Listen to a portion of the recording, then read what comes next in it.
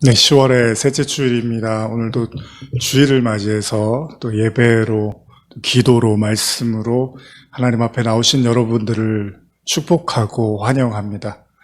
오늘도 예배를 통해서 하나님의 깊은 임재와 하나님의 말씀의 은혜를 받으시는 귀한 살아있는 예배의 시간 되기를 간절히 축복합니다. 예배자로 산다는 것이 항상 쉬운 일만은 아닙니다. 기쁘고 즐거울 때는 하나님께 나아가는 것이 어렵지 않지만, 또 낭망하고 좌절할 때는 또 그만큼 하나님께 나아가는 것이 무거울 수도 있겠죠. 그러나 우리가 예배자로 살아간다는 것, 하나님을 예배하고 하나님을 경배하는 그런 하나님의 백성으로 살아간다는 것이 어쩌면은 쉽지 않은 일일 수도 있겠지만, 때때로요. 그러나 우리의 삶의 이유와 우리의 삶의 목적과 그리고 우리의 삶의 결국이 여호와 하나님이심을 우리가 알기에 우리는 오늘 이 자리에서 또다시 주님 앞에 예배드리는 줄 압니다. 오늘 여러분들이 서 계신 모든 가정에서 그 하나님의 은혜를 구하며 주님의 옷자락이라도 붙잡고 싶은 심정으로 오늘도 예배 앞에 나오신 모든 성도분들 가운데 거룩하신 그리고 은혜로우신 하나님의 사랑과 임재를 기도합니다. 다 같이 우리 사도신경 고백하시겠습니다. 전능하사 천지를 만드신 하나님 아버지를 내가 믿사오며 그 외아들 우리 주 예수 그리스도를 믿사오니 이는 성령으로 잉태하사 동정녀 마리에게 나시고 본디오 빌라도에게 고난을 받으사 십자가에 못 박혀 죽으시고 장사한 지 사흘 만에 죽은 자 가운데서 다시 살아나시며 하늘에 오르사 전능하신 하나님 우편에 앉아 계시다가 저리로서 산자와 죽은 자를 심판하러 오시리라. 성령을 믿사오며 거룩한 공회와 성도가 서로 교통하는 것과 죄를 사하여 주시는 것과 몸이 다시 사는 것과 영원히 사는 것을 믿사옵나이다. 아멘. 주님과 같이 내 마음 만지는 분은 없네. 오랜 세월 찾아 난 알았네. 내겐 주밖에 없네. 주님과 같이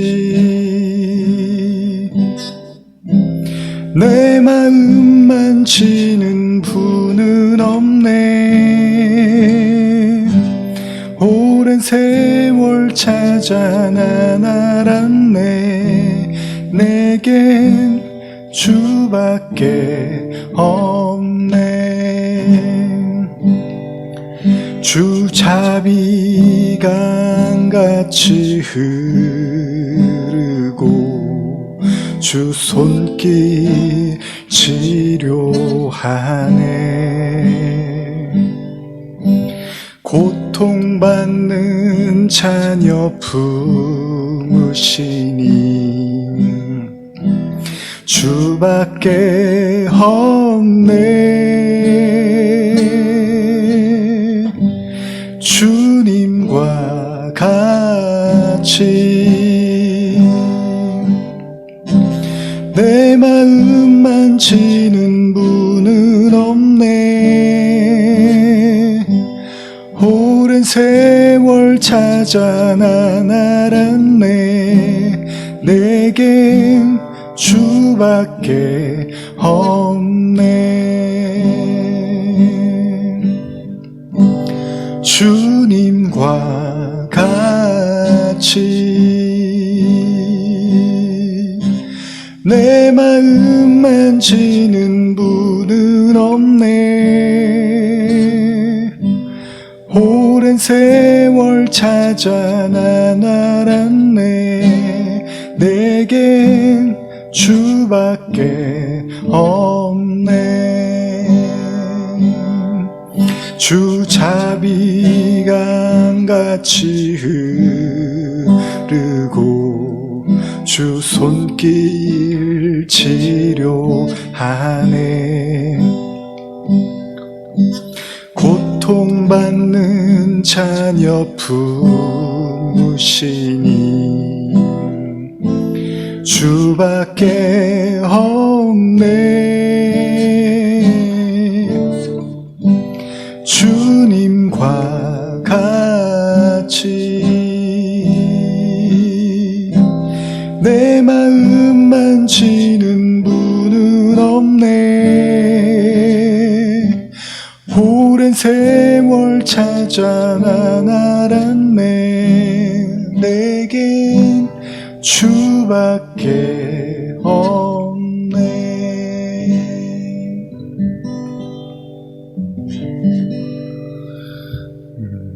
오늘 이 찬양의 가사를 보면요, 고통받는 자녀를 품으신다고 이렇게 기록이 되어 있습니다.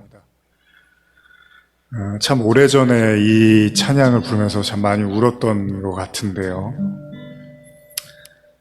사실 우리의 마음을 누가 다 헤아려 줄 수 있겠습니까? 각기 환경과 상황들, 그리고 살아온 인생이 다르기 때문에 요즘 더 느끼지만은 우리가 다른 사람의 고통에 대해서 사실 함부로 말할 수 있는 것들이 아니죠. 나중에 우리 산상수훈도 나누고 있지만 비판하지 말라, 판단하지 말라, 이런 말씀들이 나오잖아요. 우리의 들보는 보지 못하고 다른 사람의 티끌을 보는구나, 예수님이 그런 말씀을 하시죠. 사람들한테 또 위로받고 싶고 인정받고 싶고 이해되어지고 싶은 마음들이 누구에게나 다 동일하게 있죠. 그러나 또 사람들이 다 헤아릴 수 없는 우리 마음만의 또 현실이라는 게 있습니다. 어쩌면 우리가 안겨야 할, 그것이 나이가 많고 적고가 중요한 게 아니라 우리가 하나님의 품에 안겨서 주님의 그 손길과 주님의 그 위로를 우리가 받을 수 있다면, 고통받는 마음들을 가졌다 하더라도 오늘 우리를 품으시는 하나님의 품을 향해서 걸어가신다면 주님께서 우리를 안아주시고 위로해 주시고 또 애쓰고 수고했다고 격려해 주실지도 모릅니다. 오늘 그 하나님의 품을 기억하며 다시 한번 우리 이 찬양을 불러볼까요? 주님과 같이 내 마음 만지는 분은 없네.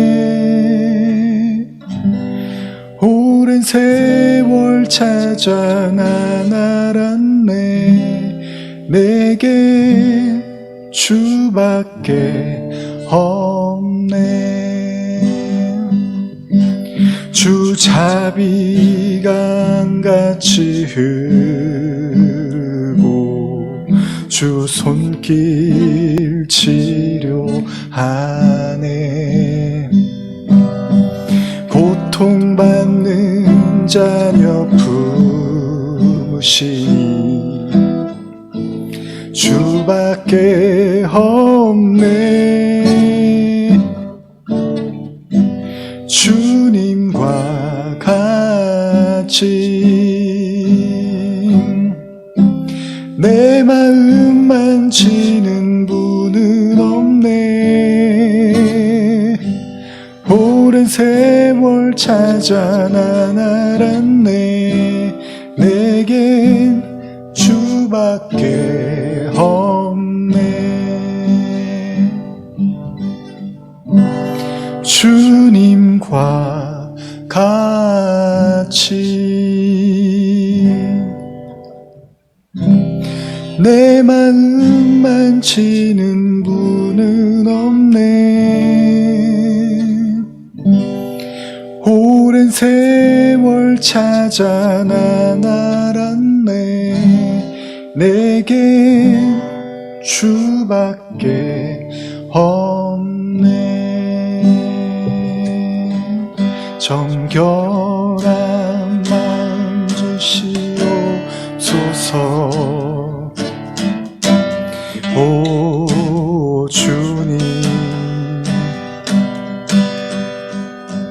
정직한 영을 새롭게 하소서. 하소서.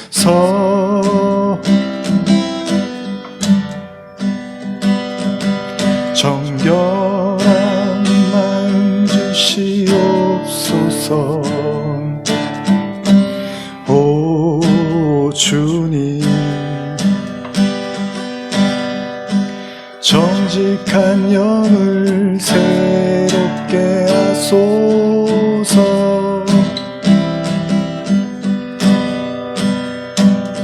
나를 주님 앞에서 멀리 하지 마시고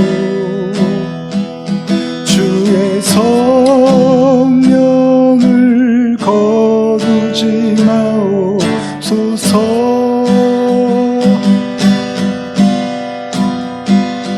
그 구원의 기쁨 다시 회복시키시고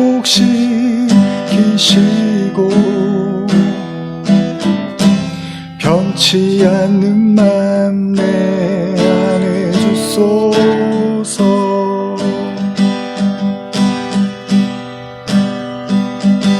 정결한 마음 주시옵소서. 오 주님,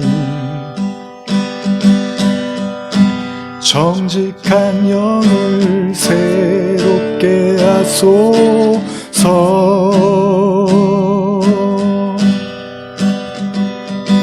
정결한 마음 주시옵소서.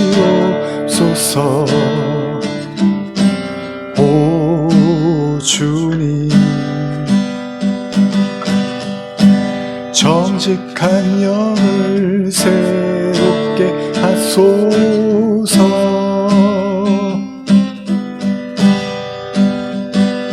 나를 주님 앞에서 멀리 하지 마시고 주의 성령을 거두지 마옵소서.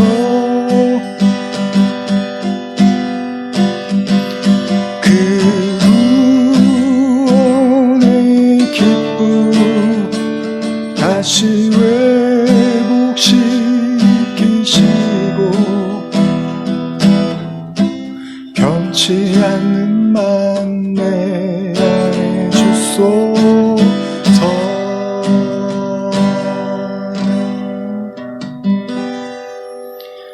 살아계신 하나님 아버지, 변치 않는 마음을 주시고 구원의 기쁨도 회복시켜 주시고 나를 주님 앞에서 멀리 하시지 마시고 정결한 마음을 주시옵소서.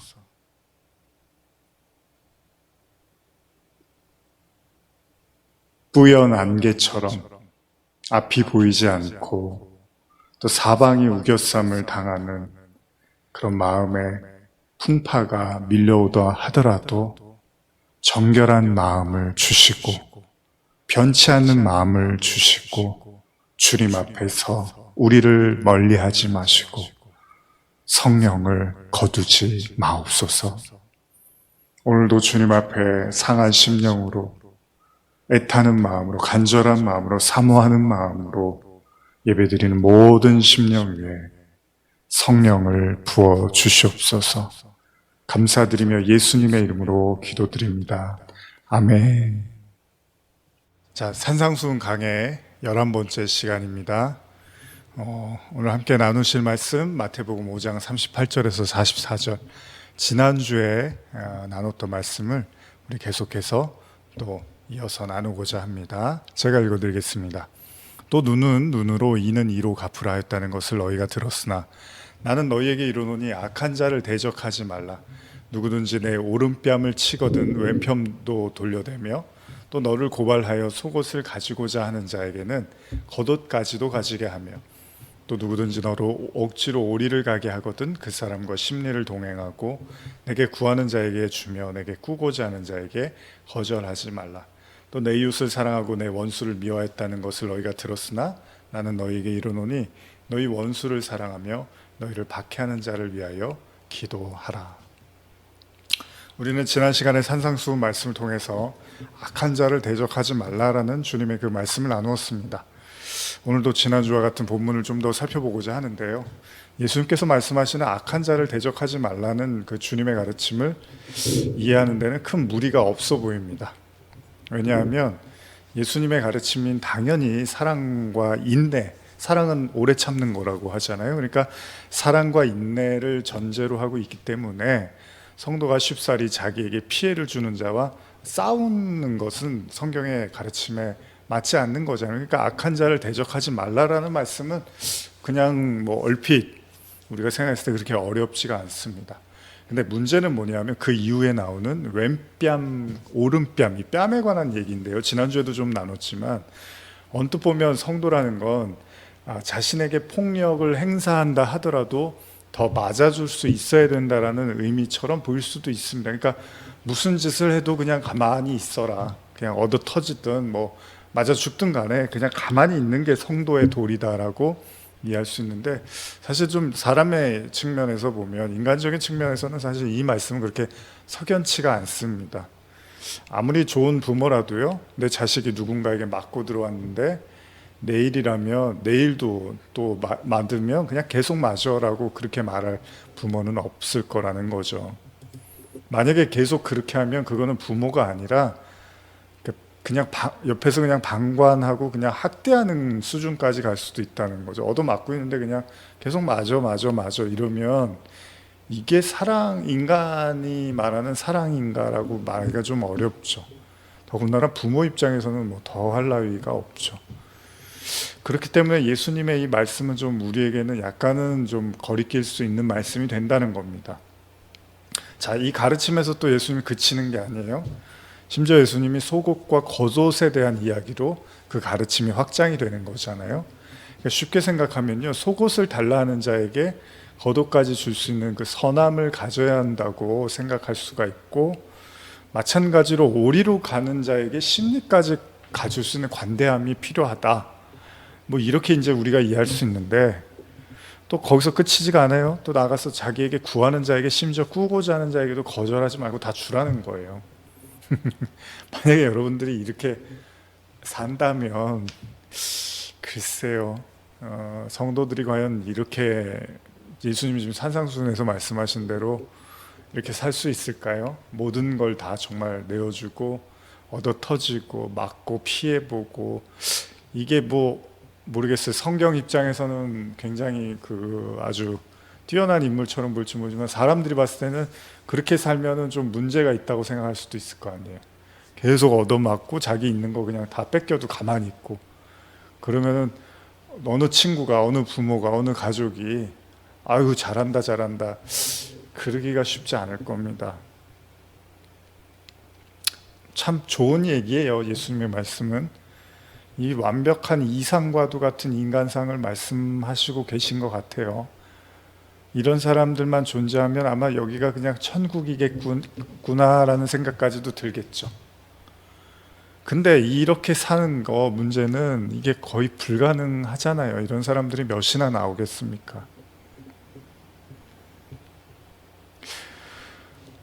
그리고 또 이런 사람만 있고 주변에는, 그러니까 이런 사람은 계속 그렇게 당하고 주변에서는 계속 그 사람한테 때리고 그 사람한테 다 가져가고, 이것도 보기 좋은 건 아니잖아요. 이런 사람이 한두 사람 있고 주변에는 계속 그 사람을 막 이렇게 때리고 억압하고 가져가고 다 그 사람을 그냥 다 이용당하고 이러면은 이거 좋은 거 아니잖아요. 그러니까 사실은 이게 좀 말이 맞지가 않는 거죠.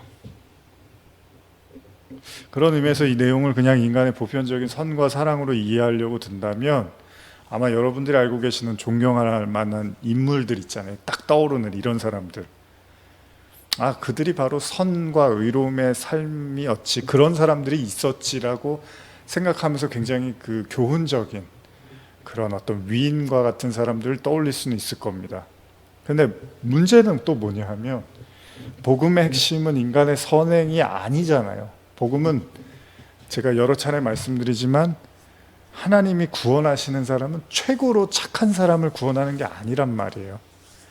그래서 우리가 아무리 선해도 아무리 그가 착해도 믿음이 없으면, 그리스도의 그 믿음이 없으면 안 돼. 이게 이제 복음의 가르침이잖아요. 그래서 하나님이 구원하시는 사람은 오로지 그 믿음으로 말미암은 의를 소유한 자잖아요. 이 뭐 지난주에도 이제 우리가 나눴던 얘기인데, 오늘은 마태복음 19장에 있는 다른 이야기를 좀 나누면서 여러분과 또 깊이 생각해 보려고 하는데요. 마태복음 19장 16절 17절 제가 읽어드릴게요. 한 부자 청년이 이제 예수님께 나옵니다. 여러분들이 아시는 본문이죠. 어떤 사람이 주께 와서 이르되 선생님이여 내가 무슨 선한 일을 하여야 영생을 얻으리이까? 예수께서 이르시되 어찌하여 선한 일을 내게 묻느냐? 선한 이는 오직 한 분이시니라. 내가 생명에 들어가려면 계명들을 지키라. 청년은요, 자신의 선을 뽐내고자 하는 마음에 예수님께 확인이라도 하듯 물었던 걸로 보여요. 그러니까 질문의 의도는 뭡니까? 자기처럼 이렇게 선하게 산 사람이면 구원받는데 아무런 문제가 없겠구나 생각을 하면서 예수님께도 인정을 받고 싶었던 거죠. 질문을 해요. 자, 19장 18절에서 20절 읽어드릴게요. 마태복음. 이르되 어느 계명이오니까? 예수께서 이르시되 살인하지 말라, 간음하지 말라, 도둑질하지 말라, 거짓 증언하지 말라, 내 부모를 공경하라, 내 이웃을 내 자신과 같이 사랑하라 하신 것이니라. 그 청년이 이르되 이 모든 것을 내가 지키었사온데 아직도 무엇이 부족하나이까? 청년은요, 예수님 앞에서 아주 당당합니다. 자신은 모든 성경의 계명들을 다 지켰다는 거예요. 이쯤 되면 예수님은 기다렸다는 듯이 뭐라고 하셔야 되죠? 정말 수고가 많았구나. 너는 뭐 하나님 나라는 따놓은 당상이구나. 너는 뭐 아무 걱정 안 해도 될 것 같다. 이렇게 얘기하시면서 칭찬을 해주셔야 되는데 예수님의 생각은 달랐죠. 21절 22절입니다. 예수께서 이르시되 내가 온전하고자 할진대 가서 내 소유를 팔아 가난한 자들에게 주라. 그리하면 하늘에서 보화가 내게 있으리라. 그리고 와서 나를 따르라 하시니 그 청년이 재물이 많음으로 이 말씀을 듣고 근심하여 가니라. 예수님은요, 청년에게 마지막으로 한 가지를 더 주문을 하십니다. 그건 바로 그가 가진 소유를 팔아 가난한 자들에게 나눠주라는 거예요. 놀라운 사실은요, 이제까지 살면서 율법의 계명들을 철저히 지키며 살아왔다고 자부했던 청년이었기 때문에 충분히 주님의 요구에 응할 것으로 보였는데 그가 근심하면서 떠나가더라는 겁니다. 이런 의미에서 예수님은 청년에게 그가 가진 자부심이 결코 온전한 것이 아님을 일깨워 주신 거죠. 그리고 성경은 이렇게 마무리를 합니다. 마태복음 19장 23절 예수께서 제자들에게 이르시되 내가 진실로 너희에게 이르노니 부자는 천국에 들어가기 어려우니라. 자, 부자는 천국에 들어가기 어렵다. 여러분 이 말씀을 어떻게 생각하십니까? 정말 그렇습니까? 뭐 많이 들었던 말씀이죠. 부자가 천국에 들어가기 힘든가? 그럼 제가 말씀드리면 그럼 부자는 또 얼마큼 부자를 얘기하는 거죠? 또 한 가지 예수님께서 부자의 청년에게 요구하셨던 것처럼 만약에 구원이라는 게 가지고 있는 걸 나눠줘야지만 구원받을 수 있다면 여러분들은 앞으로 구원을 위해서 소유를 팔아서 나눠줄 계획이 있으십니까? 그럴 마음을 가지고 살고 계시고 또 그래야지 구원을 받을 수 있다고 생각하십니까? 만약 우리가 지금 읽은 본문 또한 이런 인간적인 선과 의의 관점에서 이해한다면 우리는 또다시 복잡한 오류에 빠질 수가 있습니다. 만약 부자가 천국에 가는 것이 어렵다면 아무도 부자가 되려고 하지는 않을 거예요. 차라리 중산층으로 살다가 천국 가는 게 낫겠다라는 생각을 하겠죠. 그러나 사실 또 많은 성도들이 부자로 이왕이면 부자로 살고 싶어 합니다. 오래전에 제가 아내하고 결혼하기 전에 데이트할 때 제가 이제 이런 질문을 했어요. 당신은 어떻게 살고 싶냐고 앞으로. 그랬더니 아내가 말하더라고요. 그냥 평범하게 살고 싶대요. 평범하게. 근데 이제 오랜 시간이 흐르고 제가 이제 느끼는 건 평범하게 사는 게 얼마나 어려운지를 생각하게 됩니다. 그리고 그 문제는 뭐냐면 평범에 대한 사람의 생각이 다 틀리다는 거예요. 누군가의 눈에는 부유한 사람도 스스로 평범하다고 여길 수 있고요. 누군가의 눈에는 뭔가 부족해 보이는 삶인데 그 자신은 오히려 평범하다고 생각할 수도 있다는 거예요. 만약 우리가 이런 인간적인 논리로 부자 청년의 이야기를 이해하려 든다면 결국 구원이라는 건 모든 계명을 지켰다 하더라도 자신의 소유를 팔아서 가난한 자들에게 나눠줘야지만 가능한 것이고, 그래서 부자는 그걸 못했기 때문에 구원받기 어렵다라고 봐야 된다는 거예요. 만약에 여러분들이 진짜 예수님의 말씀을 따르고자 하면 부자 청년은 지금 율법 다 지켰는데도 예수님이 소유를 팔아서 나눠줘야 된다라고 하고 그리고 나를 따르라 그랬거든요. 그러면은 다 지켜도 그것도 해야 되는구나, 이게 진짜 말씀을 그대로 이제 받아들이면 그런 거잖아요. 그러면 오늘 산상수훈도 그렇지만은 그러면 결국 착하게 살라는 얘기를 하시는 건가? 그러니까 착하게 살아야지 구원받는 거구나라고 또 결론을 내릴 수 있겠죠. 그러니까 오늘 예수님이요, 산상수훈처럼 뭐라고 하시죠? 그냥 맞으면 맞고 또 반대편도 대고 꺼주고 그냥 뺏어가면 빼앗기고 고발당하면 그냥 거기서 화해하고 그냥 그렇게 사는 게 의인이야, 이렇게 우리가 생각할 수가 있을 거라는 거예요. 그러니까 결국 이 얘기는 다 뭐예요? 엄청 착하게 살아야 돼. 그러면은 믿음으로 구원받는 게 아니라 착하게 살아서 구원받는 건가? 또 이런 우리는 생각을 할 수 있겠죠. 근데 예수님이요, 부자 청년 이야기에서 서두에 전혀 다른 선에 대한 관점을 얘기를 하십니다. 현대어로 제가 한 번 더 읽어드릴게요. 마태복음 19장 16절에서 17절입니다. 어떤 젊은이가 예수께 와서 물었다. 선생님, 제가 무슨 선한 일을 해야 영원한 생명을 얻겠습니까? 예수께서 대답하셨다. 내가 어찌하여 선한 일에 대하여 묻느냐? 선한 분은 오직 하나님 한 분뿐이시다. 생명으로 들어가려거든 계명을 지켜라. 예수님은요, 선한 일을 통하여 영생을 얻으려는 청년에게 선한 일에 대한 대답이 아닌 선한 분에 대한 가르침을 줍니다. 제가 예전에도 나눴어요. 내가 어찌하여 내게 선한 일에 대해서 묻느냐? 선한 일에 대해서 묻잖아요. 근데 예수님 뭐냐면 선한 분은 하나님밖에 없어. 그러니까 이게 뭐냐면 선이라는 거를 우리는 자꾸 일이라든지 행동으로 생각을 하는데 예수님이 말씀하시는 선은 하나님을 선이라고 한다는 거예요. 그렇습니다. 선함의 문제에 있어서 예수님은 하나님이 선이지 인간의 행위가 선이 아니라 라고 말씀을 하신다는 거예요. 그렇기 때문에 예수님이 계명을 지키라고 하신 것도 그분의 말씀을 따르라는 의미에서 말씀하신 것이지 행위를 강조하기 위함이 아닐 수도 있다는 겁니다. 그러니까 하나님의 말씀, 하나님이 중요한 거지 네가 이것도 지키고 제가 이것도 지키고 이것도 지켰으니까 이제 뭐 더 지키면 선해질까요? 그런 차원에서 선을 이해하지 말고요, 너가 하나님과 너 사이에서 나타나는 그 선을 이해해야 된다는 겁니다.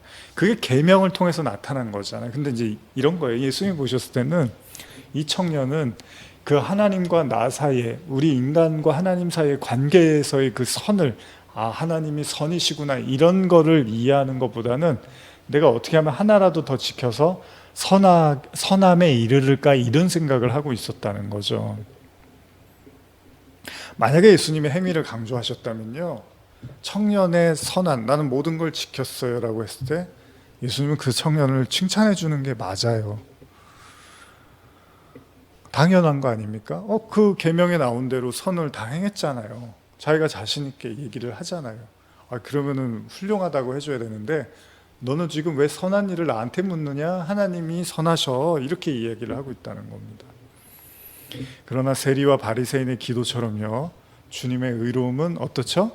한 주 동안에 이제 잘 지킨 율법에 대해서 이야기한 세리가 아니라 그냥 자기의 삶이 너무나 부끄러워서 하늘도 쳐다보지 못하고 가슴을 친 그 세리를 주님이 뭐라 그래요? 그 세리가 의로워 라고 이야기를 한단 말이에요. 많이 읽었지만 제가 읽어드릴게요. 누가복음 18장 13절 14절. 세리는 멀리 서서 감히 눈을 들어 하늘을 쳐다보지도 못하고 다만 가슴을 치며 이르되 하나님이여 불쌍히 여기소서, 나는 죄인이로소이다 하였느니라. 내가 너희에게 이르노니 이에 저 바리새인이 아니고 이 사람이 의롭다 하심을 받고 그의 집으로 내려갔느니라. 무릇 자기를 높이는 자는 낮아지고 자기를 낮추는 자는 높아지리라 하시니라. 자, 하나님의 의는 뭐라고요? 내가 일에 2번씩 금식하고 소득의 11조를 드리고, 이게 이제 바리새인의 기도였어요. 근데 세리는 뭐예요? 그냥 자기를 주님 앞에서 그냥 한없이 낮춰요. 근데 주님은 그거를 의라고 하신단 말이에요. 이렇게 보면은 그럼 율법 지킨 사람은 뭐가 되는 거예요? 아니, 그 율법 지키는 게 쉬운 건 아니잖아요. 금식하고 막 자기 소득을 나누고 하나님께 드리고 이런 거는 절대 쉬운 일이 아니잖아요. 근데 왜 떡하니 주님이 그냥 괴로워하면서 아파하면서 하나님 찾는 사람 울면서 그 사람을 왜 의롭다고 하냔 말이에요.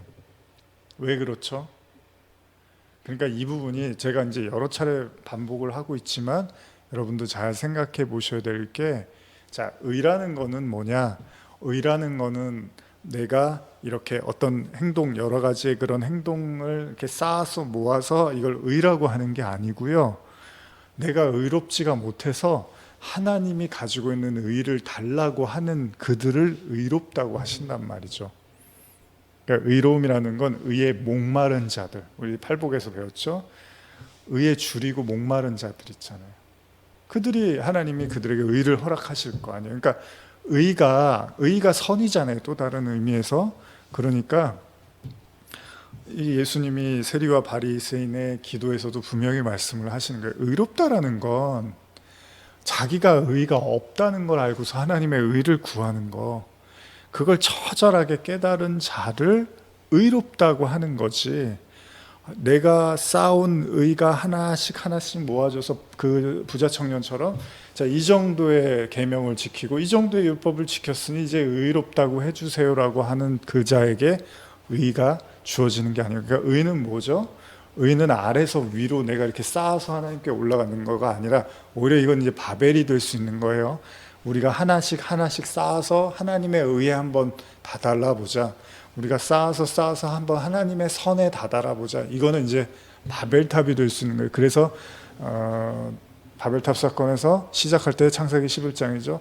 온 땅의 구음이 하나, 언어가 하나다라고 했던 게 그 율법적 인간의 사고를 이야기한단 말이에요. 왜? 율법적 사고는 우리가 쌓아서 하나님께 올라가는 거예요.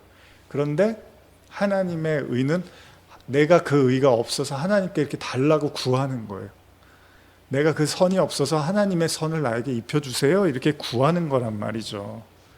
그래서 예수님이 세리한테 저 사람이 의롭다라고 이야기를 하는 거예요. 그래서 이게 항상 문제인 거예요. 우리가 이제 자기의라는 표현을 많이 쓰는데, 자기가 쌓아온 의가 많아지면요, 굳이 하나님께 아쉬울 게 없어요.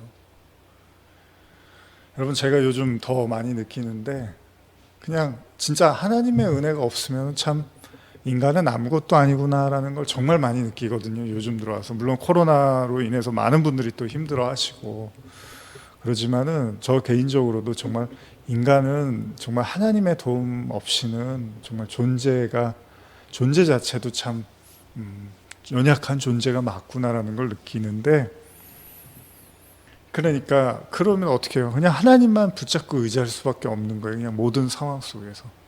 정말 호흡도, 내가 숨 쉬는 것도 이거 하나님이 허락하지 않으면 이거 안 되는 거구나라는 걸 아주 처절하게 느끼는 거란 말이죠. 그러니까 오늘 주님은 그러는 거예요. 인간으로부터 나온 선과 의, 그거를 이렇게 의롭다 선하다 하는 게 아니라 하나님으로부터 온 의와 선을 가지고 있으면 그들을 의와 선하다라고 이야기해 주는 거죠. 그런 관점에서 본다면 부자 청년의 선행이 예수님이 봤을 때는 그냥 더 이상 선행으로 비춰지지 않을 수도 있다는 겁니다. 그는 자기가 너무나 말씀을 잘 지키면서 살아왔다고 자부했기 때문에 굳이 하나님의 은혜가 필요하지가 않은 거예요. 그러니까 하나님과의 그 관계를 생각하는 게 아니라 내가 뭐 빠뜨린 거 없나, 내가 이렇게 지킨 것 중에 혹시 빠뜨린 거 없나, 이러면서 구원을 생각하고 있단 말이죠. 너무 자신만만한 자신의 신앙과 삶은요, 하나님의 아들 예수님 앞에서도 그냥 우쭐거리는 거예요. 그 주님, 진리이신 주님이 오셨는데 진리를 그분한테 구해야 되잖아요. 차라리 니고데모처럼 아니 도대체 진리가 뭐지? 거듭남이 뭐지? 이런 것들을 주님한테 물어야 되는데 너무 잘 나갔고 주님한테 오히려 뭐 구원받는데 문제 없죠? 뭐 이러고 있는 거예요. 왜요? 자기가 너무 선하다고 생각하니까, 자기가 너무 의롭다고 생각하니까. 여러분, 이런 말씀들이 계속 반복하더라도 여러분도 정말 진지하게 생각하셔야 돼요. 여러분과 저의 안에 있는 그 자기 의와 자기 선이라는 게요, 그렇게 쉽게 깨지지 않습니다. 절대로.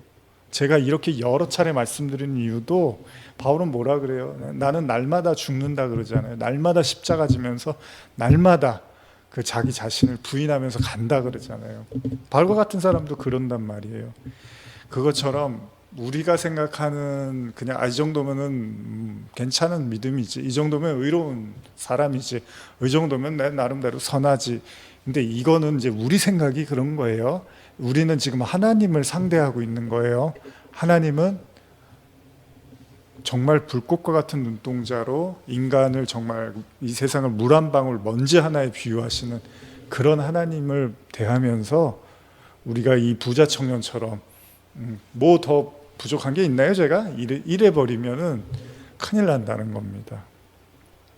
선이라는 것은요, 우리 인생에서의 그 몇 가지 선해 보이는 삶들을 자부심처럼 갖고 사는 게 아니라 선은 하나님이라는 거예요. 하나님 그분이 선이래요. 지금 예수님. 그렇습니다. 청년의 구원의 조건, 부자 청년의 구원의 조건은요, 실상 그가 쌓아온 선이라는 건 하나님과 무관한, 어떤 의미에서는 오로지 자신의 잘남과 자신의 됨됨이와 의로움을 이렇게 쌓아 올린, 앞서서 기도했던 바리새인의 기도와 다르지 않은 선에 불과했을지도 모릅니다. 그런 관점에서 본다면요, 하나님의 의가 스스로를 불의한 자, 의에 목마른 자에게 가듯이요, 선하다라는 것도 스스로가 선할 수 없다라는 걸 고백하고 인정한 자에게 오히려 주님은 그들을 선하다라고 일컬어 주신다는 겁니다. 그런 의미에서 부자가 천국에 가기 어렵다는 이 의미는요, 예수님께서도 설명해 주셨듯이 스스로를 뭐라 그러죠? 낮춘 자. 그러니까 세리가 왜 의로운가? 스스로를 낮췄대요. 스스로를 의롭다 여기는 교만한 자들에 대한 이야기, 또 동시에 스스로를 낮춘 자에 대한 이야기, 이런 것처럼 결국 부자 청년의 이야기는 단순한 재물의 부유함만을 의미하는 것이 아니라 자기 의와 선의 자부심으로 가득 찬 어떤 부자요? 물질적 부자만 생각하지 마시고 그렇게 자부심으로 가득 찬 정신적인 부자를 이야기하는 것으로도 이해할 수 있다는 겁니다. 그래서 우리가 이런 개념으로 이해하면 이제 얼마 전에 나누었던 부자와 나사로의 비유도 이해가 되는 거죠. 부자와 나사로, 느닷없이 부자는 음부에 가고 나사로는 아브라함의 품에 안기잖아요. 이유가 없는데 그냥 거기서 부자라는 단어를 쓰신단 말이에요. 그렇다면 부자 청년에게 요구하신 가난한 자들에게 자신의 소유를 팔아서 나눠주라는 의미는 이렇게도 해석할 수 있습니다. 여기서의 가난한 자가 단순한 물질적 가난함만이 아니라 영적 가난함, 즉 팔복에 나타나는 심령의 가난함의 상태에 있는 자들이라면 과연 너의 소유가, 그러니까 그 청년에게 말씀하신 거예요.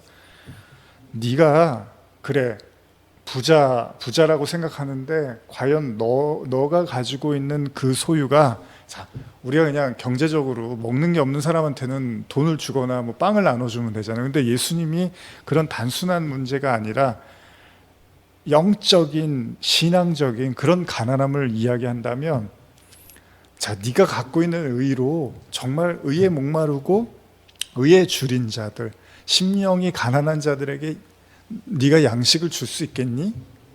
이런 의미로도 생각할 수 있다는 겁니다.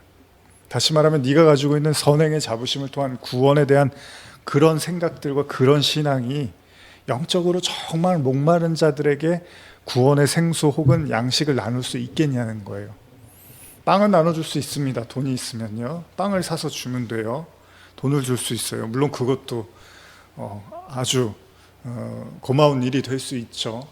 그런데 예수님이 그 처음에 사단하고 시험할 때 그런 거 가지고 이야기하잖아요. 야, 사람이 떡으로 사냐? 그러면 예수님이 여기서도 다 지켰으니까 이제 너가 가지고 있는 소유 그거 팔아갖고 이제 사람들한테 빵도 나눠주고 이래야 돼? 이런 얘기만 하셨겠냐는 거예요. 그렇게 단순한 차원으로만 보지 마시고, 그래 네가 갖고 있는 그 신앙적 자부심으로 다른 사람에게 구원을 전할 수 있겠니? 진짜 영적 가난함에 있는 상태에 있는 사람들에게 이런 의미로도 생각할 수 있다는 겁니다. 자, 요한복음 4장에서 예수님은 사마리아에 사는 여인을 만납니다. 예수님은 여인과의 대화 중에서 뭐라 그러죠? 마셔도 목마르지 않는 물에 대한 말씀을 하세요. 자, 그리고 여인은 뭐라 그러죠? 즉각 반응을 합니다. 요한복음 4장 13절에서 15절.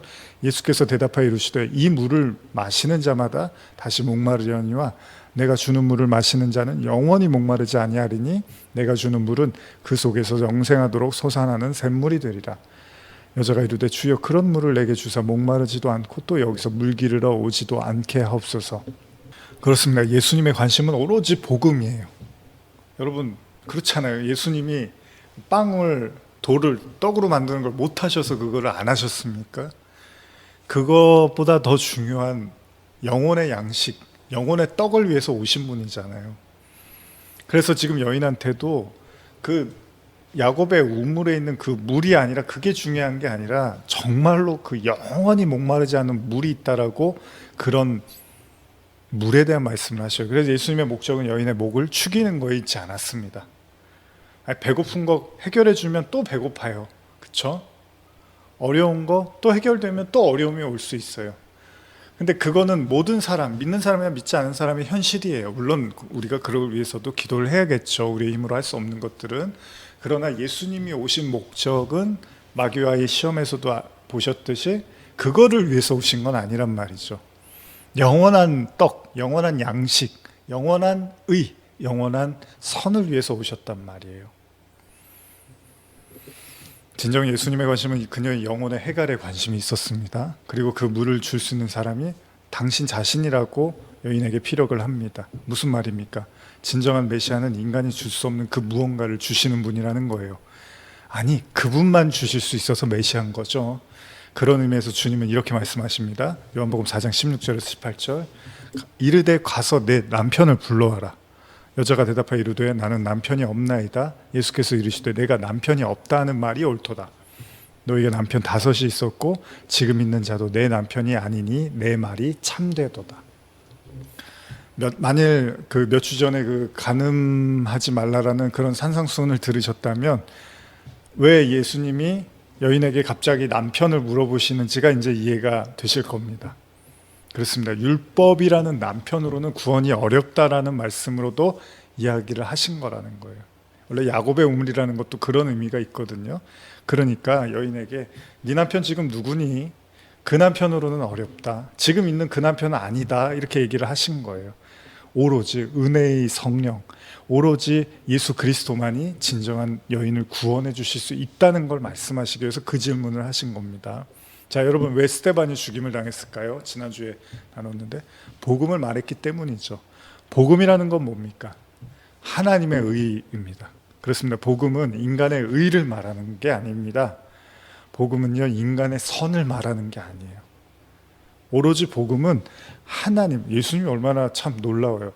네가 왜 나를 선하다 하느냐? 하나님 한 분 외에는 선한 분이 없다. 예수님도 이렇게 말씀을 하세요. 오로지 하나님의 의와 선을 말하고 있는 게 복음입니다. 그러기 위해서 반드시 어떻게 해야 되죠? 율법이라는, 이 율법에는 이런 의미도 있는 거예요. 인간이 생각하는 선, 인간이 생각하는 의, 인간이 생각하는 악, 인간의 관점에서 출발된 그 모든 생각과 행위도 사실 율법 안에 포함되어 있는 거예요. 그 옛 남편이 죽어야지만 하나님의 영광이 드러날 수 있다는 겁니다.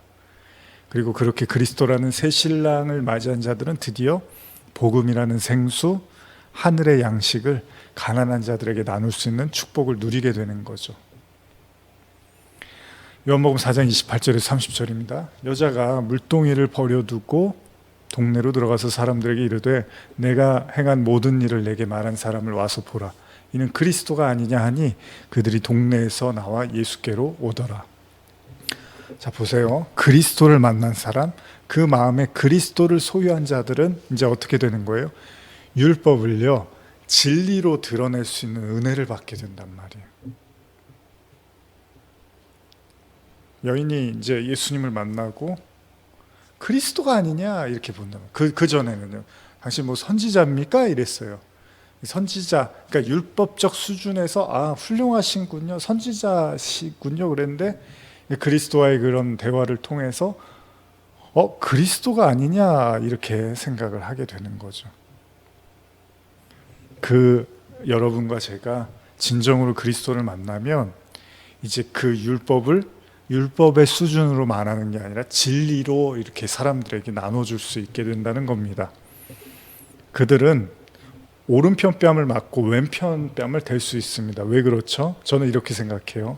이 말씀 저는 이렇게 이해하고 있는데, 자, 오른편 뺨이라는 게 자기가 옳다고 여기는 거, 자기가 옳다고 여기는 선과 악하다고 여기는 악, 오른쪽 왼쪽 이렇게 이제 이해를 한다면요, 오른편 왼편 할 때 우리가 오른쪽을 하나님의 편, 뭐 하나님의 의, 왼편은 반대로 이제 이해를 하잖아요. 그러면 이걸 우리가 인간의 어떤 선과 악의 개념에서 생각한다면 그런 것도 내려놓을 수 있다는 거예요.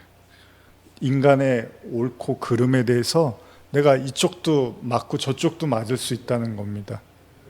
이게 무슨 말이냐면, 성도는 자신의 선과 악을 기준으로 삼아서 하나님을 이해하는 자들이 아니기 때문에 내가 이쪽도 틀리고 이쪽 틀렸더라고 말할 수가 있다는 거예요. 자존심을, 이쪽 맞았으면 자존심 상하잖아요.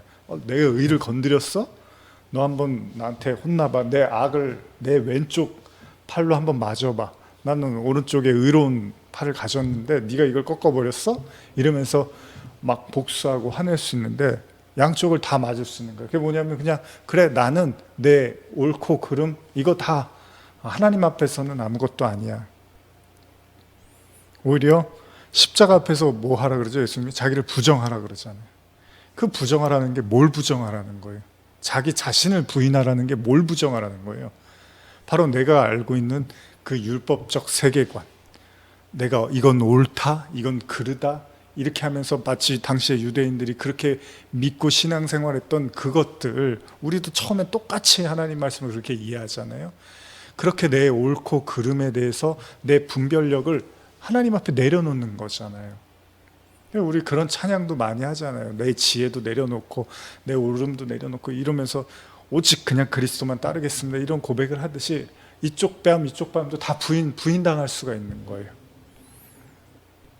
왜요? 그들의 신앙의 목적은 사람들에게 옳게 보이려고 인정받는 데 있지 않다는 겁니다. 실제로 예수님이 이제 6장 넘어가면서는 그런 말씀을 하잖아요. 보이려고 하지 말아라. 신앙생활 사람들한테 보이려고 하는 거 아니다. 이런 표현을 나오는데, 그들은 자기가 부정당하는 거에 대해서 겁을 내지 않는다는 거예요. 왜요? 그들의 삶의 이유는 내가 옳고 그르고 이런 거를 판단받는 게 중요한 게 아니라 하나님이 오로지 선하시고 의롭다라는 걸 드러내는 데 목적이 있기 때문입니다. 그런 이들에게, 누군가 그들의 속옷을 요구하는 자들에게 겉옷을 내줄 수가 있고, 오리를 가자 하는 자들에게 심리를 가질 수 있다는 겁니다. 이것도 여러분들이 그러니까 결국은 그러니까 더 해주라는 거 아니야? 사람들한테 더 많이 주라는 거. 뭐 그렇게 이해하실 수도 있지만요, 제가 말씀드리고 싶은 건, 율법이라는 인간적인 측면에서 구원을 이해한 자들에게, 마치 유대인들이 부자 청년이 자 이렇게 하면 구원받는 거죠, 요 계명들 다 지키면 구원받는 거죠. 근데 예수님이 뭐라 그래요? 그거 가지고는 안 되는구나. 니고데모에게도 그런 것처럼 다른 차원의 거를 이렇게 말씀을 하시잖아요. 거듭나야 된다, 뭐 내지는 너의 가난한 자들에게 그걸 팔아서 나눠줘, 이렇게 말을 해주는. 근데 만약에 그 부자 청년이 유대인 랍비나 이런 사람들한테 가서 그 얘기를 했으면 뭐라 그래요? 최고라고, 너는 구원받는데 문제 없을 거라고 그러는데, 예수님은 아니란 말이죠. 그러니까 율법의 눈에 보이는, 예를 들면 살인하지 말라가 사람 죽이지 말라의 수준으로 이해하고 그냥 그거 지키면 구원받겠구나 라는 식의 그 복음을 뭐라 그러는 거예요? 절반뿐인 복음이라는 거예요. 그러니까 완성되지 않은 복음인 거예요. 반만 있는 거예요. 반만.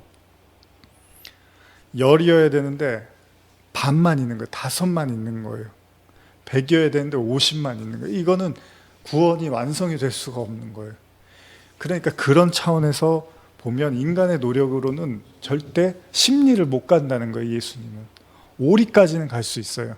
율법을 율법으로 인간의 수준으로 이해하는 것까지는 가는 걸 그걸 오로 놓고 본다면, 너희는 그 오리까지만 가는 자들에게 심리를 가져야 된다는 거예요. 그 심리를 굳이 제가 설명, 은혜를 가르쳐 줘야 된다는 거예요. 그러니까 그 율법을 통해서 오리만 걷는 자들에게, 아니지, 이 오리 위에 심리라는 은혜도 배워야 돼. 그래야지 열로 완성이 되는 거야 라고 오리를 가는 자에게 심리를 주고, 뭐 겉옷을 자는 자에게 속옷을 내주고, 이런 표현들이 다 왼뺨 오른편 다 마찬가지입니다. 그렇게 이해를 여러분들이 할 수 있다면 이제 이 말씀 이해가 가는 거예요. 구하고 꾸려고 하는 자에게 줘라라고 하는 게 그 심령의 가난함, 그냥 뭐 배가 고프고 가난하고 돈이 없고 이런 가난함 말고요. 그 정말 영적인 그 목마름과 심령의 그 가난함 때문에 막 허덕이는 그 구원에 아주 메말라 있는 그들에게 나눠줄 수가 있는 거예요. 이제 복음이 뭔지를, 생명의 양식이 뭔지, 생명의 그 물이 뭔지를, 그 복음의 신비와 은혜를 나눌 수 있는 사람으로 사실은 하나님이 여러분들과 저를 세워 가시겠다는 의미도 담겨 있는 거죠. 왜 그럽니까? 진짜 성도는 하나님께서 가난했던 심령에 하나님의 의와 하나님의 양식으로 날마다 그 만나처럼 우리에게 말씀으로 떨어뜨려 주고 계시기 때문입니다. 그 양식을 먹고 우리가 오리만 갈 수 있었던 사람들 심리를 가게 되면, 이제 오리를 가는 자에게 심리를 갈 수 있는 이야기를 해줄 수 있고, 겉옷을 달라는 에게 속옷도 줄 수 있는 거고요. 마치 그 바울의 할례처럼요. 할례 받아야 돼 이렇게 하는 사람에게 마음의 할례 이렇게 하면서 완성을 시켜주는 거예요. 그럼 할례만 받는 걸로 구원 받는 거 아니야? 이러면 아니야. 할례 말고도 마음의 할례를 받아야 돼. 이렇게 나눠줄 수가 있는 거예요. 구하는 자들에게. 아, 이게 다가 아니었어? 그러면은 구워줄 수 있고 나눠줄 수 있는 자가 되는 거죠. 마태복음 24장 44절에서 47절 제가 읽어드릴게요. 이러므로 너희도 준비하고 있으라. 생각하지 않은 때에 인자가 오리라. 충성되고 지혜 있는 종이 되어 주인에게 그 집 사람들을 맡아 때를 따라 양식을 나눠줄 자가 누구냐? 주인이 올 때 그 종이 이렇게 하는 것을 보면 그 종이 복이 있으리로다. 내가 진실로 너희에게 이르노니 주인이 그의 모든 소유를 그에게 맡기리라. 우리가 전에도 나눴던 말씀인데요. 요거를 부유하다고 볼 수 있다는 겁니다. 이게 하나님의 유업을 상속받은 자라고 말할 수 있다는 거예요. 그게 뭡니까? 바로 하나님이신 예수님께서 산상수훈을 통해서 자신이 생명의 떡과 생수가 되어서 지금 복음을 막 나눠주고 있는 거예요. 구워주고 나눠주고 있는 거예요. 오리를 가는 자에게 심리도 가지고 계시는 거고요. 예수님 지금 그렇게 하고 계시는 거예요. 이만큼만 알고 있었던, 절반만 알고 있었던 자에게 완성의 복음을 지금 이야기하고 계시다는 겁니다. 그리고 그 일이요, 십자가를 통해서 성도 우리에게도 가능하게 하시겠다는 의미도 담겨 있다는 겁니다. 그래서 여러분들이 먼저 말씀을 듣는 거예요. 여러분, 나를 사랑하는 것 같이 이웃을 사랑하라 그랬잖아요. 그럼 나를 사랑하려면 어떻게 해요? 내가 그 완성된 복음이 뭔지를 깨달아야 되는 거잖아요. 그래야지 이웃에게 거짓 증거하지를 않는 거예요. 아니야, 그 말씀 그런 의미가 아니라 이런 의미야 라고 그들에게 나눠주고 꿔주고 더 가주고 겉옷도 주고 이렇게 할 수 있는 거예요. 그러나 먼저는 우리가 그 양식으로 먼저 채워져야 되는 거죠. 그래서 우리가 말씀을 듣는 거죠. 그러기에 성도는 그리스도의 능력으로 악한 자를 대적하지 않고 오히려 그들에게 자신의 소유, 즉 의의 복음을 내어줄 수 있다는 겁니다. 이게 스데반이었잖아요. 왜 대적하지 않았습니까? 그들이 알고 있는 복음의 한계가 결국은 인간이 가지고 있는 그 복음의, 그 율법의 생각, 그 한계가 결국은 살인하는 형국으로 나타난 거잖아요, 스데반은. 그러니까 스데반은 왼편 오른편 되듯이 그냥 자기 목숨을 내어주면서, 진짜 복음은 살인하는 복음이 아니라 그 원수를 향해서 그냥 자기를 내어주는 이제 형국으로 나타나는 거죠. 마태복음 10장 40절에서 42절 보시면 너희를 영접하는 자는 나를 영접하는 것이요 나를 영접하는 자는 나를 보내신 이를 영접하는 것이니라. 선지자의 이름으로 선지자를 영접하는 자는 선지자의 상을 받을 것이요 의인의 이름으로 의인을 영접하는 자는 의인의 상을 받을 것이요 또 누구든지 제자의 이름으로 이 작은 자 중 하나에게 냉수 한 그릇이라고 나도 주는 자는 내가 진실로 너에게 이르노니 그 사람이 결단코 상을 잃지 아니하리라 하시니라. 제가 예전에 좀 가끔 나눴던 말씀인데 이 42절 보면 뭐라면 냉수 한 그릇이더라도 작은 사람에게 주면 하나님이 잊지 않겠다는 거예요. 근데 그러면 그 물 한 그릇이라도 선행을 베푼 자는 반드시 구원하겠다는 의미입니까? 그 물 한 그릇 정도 태어나면서 안 줘본 사람 있나요? 그럼 그것도 선으로 하나님이 인정해 주시겠다는 의미면 그 구원까지도 책임지셔야 되잖아요. 그러나 주님이 말씀하시는 물을요 그냥 그 물로만 생각하시면 안 됩니다. 우리가 목마를 때 먹는 물이 그냥 그런 물이 아니라 이 말씀의 앞절이 뭔지 아십니까? 마태복음 10장 38절 39절인데요 또 자기 십자가를 지고 나를 따르지 않는 자도 내게 합당하지 아니하리라. 자기 목숨을 얻는 자는 잃을 것이요 나를 위하여 자기 목숨을 잃는 자는 얻으리라. 자, 냉수 한 그릇은 지금 십자가에 자기 목숨을 자기 십자가에 자기를 못 박는 그런 자기 부인을 말씀하시면서 냉수 한 그릇을 말씀하신 건 뭐겠습니까? 그 물이 아니겠죠. 그냥 우리가 알고 있는 그 물 한 그릇이라도 주면 그 착한 일 한 거 내가 아주 기억했다가 어떻게든 선을 베풀게 그런 차원만이 아니라 성도는 반드시 주님으로 말미암아 우리가 마시게 된 그 영원한 생수 그 생수 한 잔을 나눠줄 수 있는 힘을 갖게 된다는 거죠. 그리고 그렇게 그 생수를 나눠줄 수 있는 그 작은 자 하나에게 냉수 한 그릇이라도 나눠줄 수 있는 바로 그 자들은 하나님 나라에 결단코 상을 잃지 않을 거라는 겁니다. 결국 그 생수는 진리이신 예수 그리스도이죠. 오늘 그 주님의 생수와 주님의 양식으로 가난한 자들을 향해서 오른뺨을 맞거든 왼뺨을 대고 오리를 가자 그러면 십리를 가고 겉옷을 달라 그러면 속옷도 주고 구하고 꾸하는 자들에게 나눌 수 있는 복음으로 부유한 여러분들 되시기를 간절히 축복합니다. 기도하시겠습니다. 하나님 아버지, 바로 예수님이 산상수훈을 하시면서 이렇게 말씀하시는 이 모든 것이 양식을 나눠주고 그들의 목마름과 그들의 배고픔을 채워주는 바로 그 일을 하고 계심을 우리는 느낍니다. 그리고 주님은 우리에게 그 은혜를 부어주시고 이제 우리를 통해서 그 영원한 양식을 나눌 수 있는 은혜를 허락하셨습니다.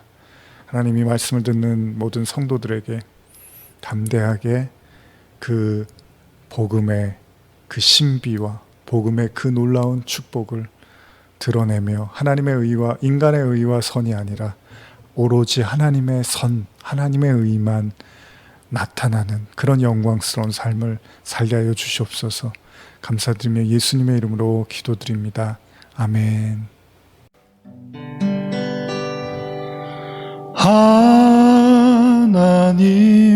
하나님께로 더 가까이 갑니다.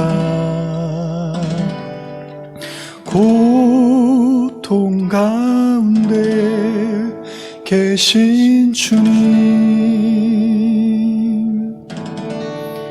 변함없는 주님의 그 신사랑 영원히 주님만을 섬기리.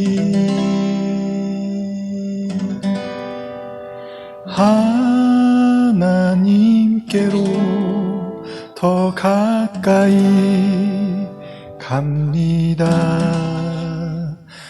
고통 가운데 계신 계신 주님, 변함없는 주님의 크신 사랑, 영원히 주님만을 섬기리.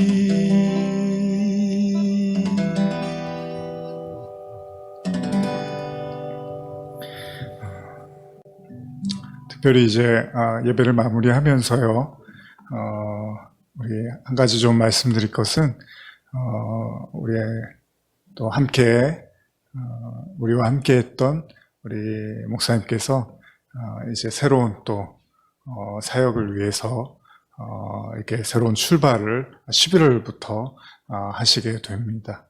그동안에 오랫동안 기도하시고 또 준비하셨던 그런 또 새로운 사역들을 통해서, 개척 사역들을 통해서 또 많은 또 잃어버린 영혼들이, 또 하나님을 목말라 하는 영혼들이 또 목사님을 통해서, 또 가정을 통해서 귀한 열매를 맺기를 또 축복하고 소원하는 마음으로 기도해 주셨으면 좋겠고요. 또 그동안에 같이 하시면서 또 여러모로 또 섬겨주시고 또 수고해 주시고 또 함께 해주셨던 그 시간들을 기억하면서 또 다시 한번 수고와 감사의 말씀도 드립니다. 우리 함께하는 우리 목사님의 가족분들을 위해서도, 또 사모님을 기억하면서도 귀한 또 이끄심을 통해서 많은 것들을 또 저도 배우고 경험했던 시간들이었습니다. 아무쪼록 다시 한번 여러분들 기도해 주시고 또 축복해 주셨으면 좋겠습니다. 그리고 다음 주에는 저희가 창립 기념주일로 이제 같이 대면 예배를 하면서 아마 온라인 가능하면 이제 온라인으로 동시에 예배를 드리려고 하는데요. 이전에는 이제 계속 미리 녹화된 영상으로 여러분이 예배를 드리셨는데, 다음 주일에는 창립 기념 주일이기도 하고, 그래서 여러분과 이 자리에 이제 허락되는 그 인원과 또 아울러서 또 온라인으로 예배 드리시는 분들은 또 가정에서 예배 드리실 수 있도록 이렇게 하고자 합니다. 아무쪼록 계속해서 교회를 위해서 기도해 주시고, 또 여기까지 교회가 이 어려운 시기였지만 잘 걸어올 수 있도록 기도해 주시고 함께 해주신 모든 성도분들을 또 다시 한번 축복하고 또 감사의 말씀도 아울러서 드립니다. 우리 이 찬양이 우리 목사님께서 좋아하셨던, 참 제가 목사님 통해서 많이 들었던 찬양이기도 한데요. 오늘 이 찬양을 같이 마지막으로 부르면서 또 목사님의 발걸음, 가족분들의 발걸음을 축복하면서 오늘 예배를 마치고자 합니다.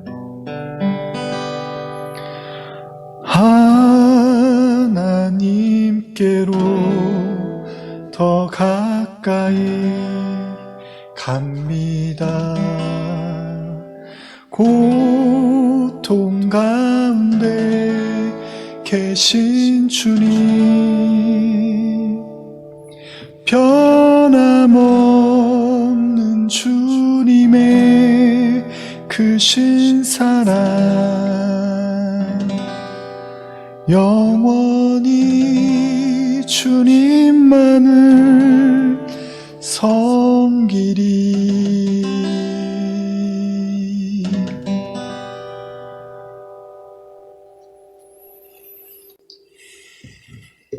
거룩하신 하나님께로 더 가까이 갑니다. 고통 가운데 계신 주님, 변함없는 주님의 크신 사랑, 영원히 주님만을 섬기겠습니다. 오늘 그렇게 하나님께로 더 가까이 가는 모든 성도들의 발걸음을 붙잡아 주시고 지치지 않고 낭망하지 않고 넘어져도 다시 일어날 수 있는 힘도 주셔서 주님과 걸어감이 기쁨이 되고 은혜가 되고 또 성령 충만함이 되어서 오늘 산상수훈의 말씀처럼 복음을 널리 나눠주고 꾸어주고 또 그 오리를 심리를 갈 수 있는 복음으로 부유한 자들 되게 하여 주시옵소서. 특별히 목사님과 그 사모님을 비롯한 가정 가운데 하나님께서 모든 것들을 부어주시고 채워주시고 이끌어주셔서 아낌없는 사역의 현장에서 그 놀라운 복음의 능력이 나타날 수 있도록 또 함께 왔던 이 시간들에 대한 또 하나님의 은혜도 더욱더 부어주시기를 간절히 기도합니다. 이제는 우리 주 예수 그리스도의 은혜와 하나님 아버지의 사랑과 성령의 교통하심이 하나님께로 더 가까이 갑니다. 고백하며 이 시간 예배드리는 모든 성도들 머리 위에 그리고 특별히 우리 귀한 목사님과 목사님의 가정, 사모님 그리고 목사님의 가정 가운데 지금부터 영원히 함께 있을지어다. 아멘.